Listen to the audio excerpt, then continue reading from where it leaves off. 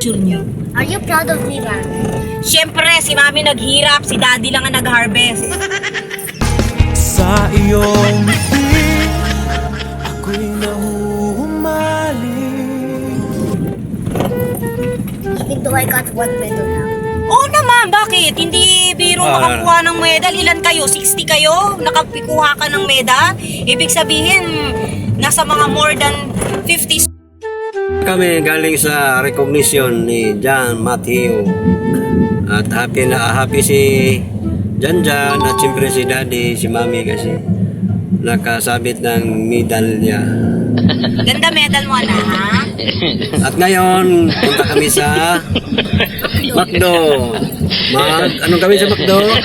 Celebrate. Mag-celebrate dahil recognition ni Janjan. Tapos na at nakakuha ng medalya yung bunso namin. Ayan Ayan guys ang pugi naman ng anak ko. Anak ka ng pu. Anak ka ng pu. Anak ka ng pulis. Para namang hindi ko anak ito.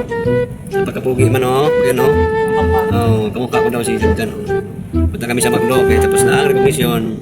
So guys, okay guys. Until the next. Okay, go.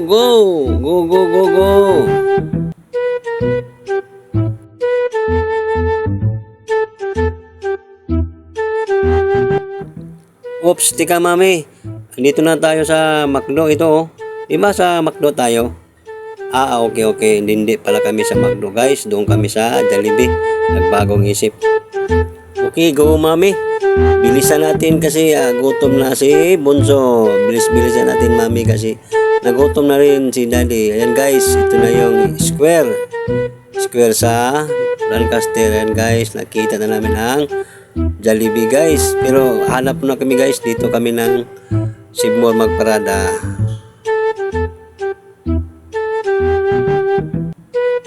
Okay. Alam nyo guys, itong way na to sa bandang kanan, papuntang Bukandala. Ayan guys, yung may sasakyan, papuntang Bukandala guys. Okay Mami, hanap tayo ng pisto dito sa Sibmore. Ayan, baka may bakante pa Mami. Abante doon Mami sa may bandang kanan doon sa unahan. Yun Yun sa unahan.